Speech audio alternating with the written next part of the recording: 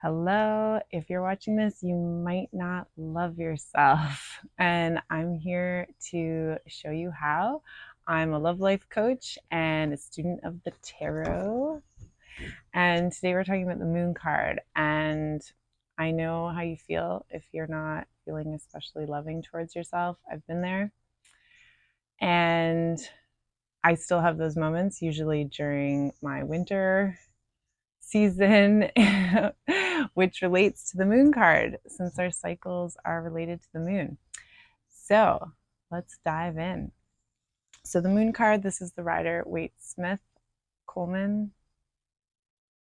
I'll write it if I got that inaccurately. And we've got the moon, which is this soft, luminous light. It's not as overpowering as the sun. It's about looking at your interior world, your dark side, your shadow side, with a soft, gentle glow. We're not shining a light like we're being interrogated. We're gently entering into our subconscious to clean up what's in there, to gently go through all of those memories, all of those treasures that we've held on to, which may not be treasures anymore. They may have kind of festered while in the dark basement of our psyche. They may have outgrown their use for us in our life. They might not be serving us anymore. So in the classic card, there's a dog and a wolf, which represents our evolution. The dog is a domesticated wolf. And the lobster, it might be called something else, crayfish, crawling out is us coming out of the primordial soup to come up onto land. And then the towers, I don't always, I think it's we're in our subconscious in this card, and the towers are the conscious world with a window into the subconscious or the unconscious. So I designed my own version. And the reason this card is useful in loving yourself, I suggest practicing self-love before doing the moon card shadow work, because it will prepare you and help to soothe that fear that inevitably shows up when we embark on shadow work, when we embark on looking at our subconscious, on turning our lens inward. Our ego and our mind and our heart.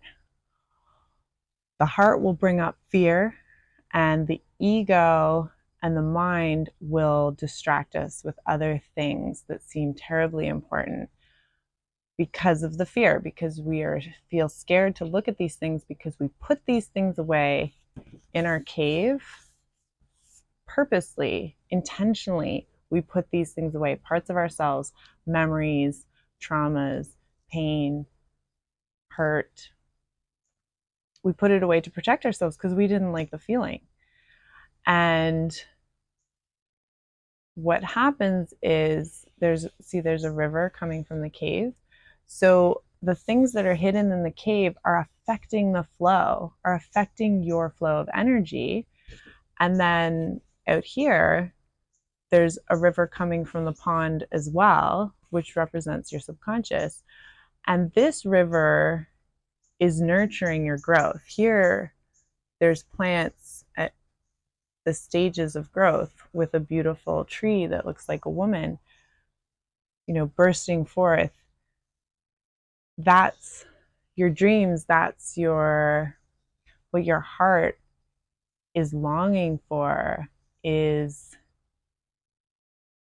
I want to say, soul purpose, but the reason that language catches me is because you're already on your soul purpose. You're already living your soul purpose. You can't make a mistake. You can behave in ways that aren't aligned with your soul, and then have emotions and learn from them and make new choices based on what you're learning. So once we go into our cave and work through feeling those unprocessed emotions from our past, we're going to unblock the blockages that are in our cave, and then the water can flow and nurture our life more. We can nurture what we believe in, which is probably love and compassion. And then there's all those beautiful specific things that you love. For example, I love tarot. I'm 38. I just got into it now. It's not that I'd never heard of it. I was introduced to it when I was a kid, but I dismissed it because anyone that I brought it up with gave me their critical ideas, and I took them because I had been taught that critical ideas were valuable. And once I started loving myself, which I have lots of content about loving yourself because that's my core belief, and that's my core message right now in my life, is when you show yourself love, you have the strength and the courage to do your inner work, to set boundaries, to show love to your loved ones, and to receive love. I believe, and I found in my life, that when I started with self-love, I was able to do, challenging, scary things like shadow work with love and compassion for myself. And slowly but surely, I was able to kind of clean up my psyche, release limiting beliefs, follow my triggers into my cave, figure out which memories these triggers are connected to, and then give my past self the comfort and love and validation and nurturing that I needed then. And now I find I'm not as triggered and things are flowing more.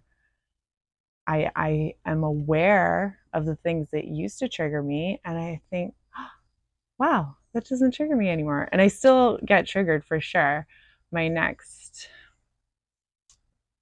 project is trust.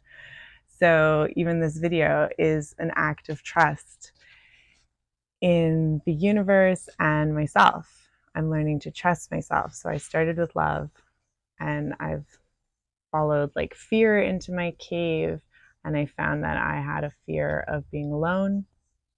That was the root. And I'll make lots of content, and I have content to go all over this. So the moon card is inviting you to do some shadow work. And if you've pulled it, you're probably ready. I recommend, being gentle and loving yourself.